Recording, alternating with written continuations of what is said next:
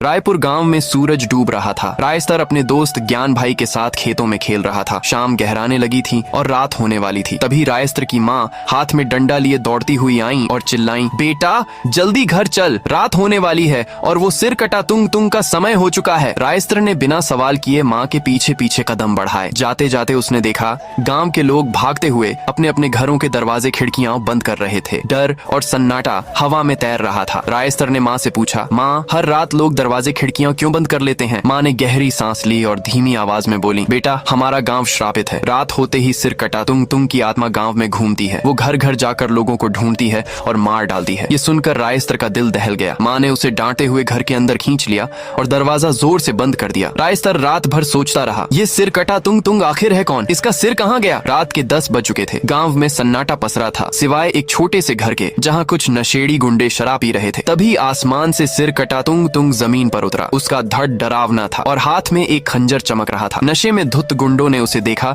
लेकिन ध्यान नहीं दिया। तुंग तुंग ने उनके पास जाकर कहा, क्या मैं तुम्हारा सिर ले सकता हूँ? यह सुनते ही गुंडे हंस पड़े, लेकिन तभी तुंग तुंग ने एक झटके में उनके सिर काट दिए और जोर जोर से हंसते हुए हवा में गायब हो गया। उस रात उसने गाँव में और भी कई लोगों को मार डाला। अगली सुबह रायस्तर उठा तो देखा गाँव के बीच में लाशों का ढेर लगा था। लोग रो रहे थे, चीख रहे थे। रायस्तर हैरान था, लेकिन गाँव के कुछ बुजुर्गों ने उसे वहाँ से भगा दिया। स्कूल जाते हुए वो बस यही सोचता रहा, मैं एक दिन जरूर पता लगाऊंगा कि ये तुंग तुंग है कौन। 10 साल बीत गए। रायस्तर अब जवान और समझदार हो चुका था, लेकिन गांव की हालत वही थी। हर रात तुंग तुंग का आतंक, हर सुबह लाशों का ढेर। एक दिन गांव वालों ने हिम्मत करके एक तांत्रिक बाबा कालदास को बुलाया। बाबा ने शाम को गांव के बीच में हवन शुरू किया। रायस्तर अपनी खिड़की से सब देख रहा था। बाबा ने जैसे ही मंत्र पढ़ा, सिर कटा तुंग तुंग वहाँ प्रकट हुआ। उसने बाबा को एक ही वार में मार डाला। गाँव में अफरा तफरी मच गई। तुंग तुंग ने एक एक करके कई लोगों को खत्म कर दिया। रायस्तर ने डर के मारे दरवाजा बंद किया और सो गया। अगली सुबह उसका दोस्त उसे खेलने बुलाने आया। रायस्तर खेलने गया, लेकिन उसका मन उसी सिर कटे की बातों में उलझा रहा। शाम होने पर वो घर लौटा तो देखा उसकी माँ गंभीर रूप से बीमार थी। वो उन्हें बाइक पर बिठाकर अस्पताल ले जाने लगा, लेकिन रास्ते में सिर कटा तुंग तुंग सामने खड़ा था। रायस्तर ने हिम्मत जुटाई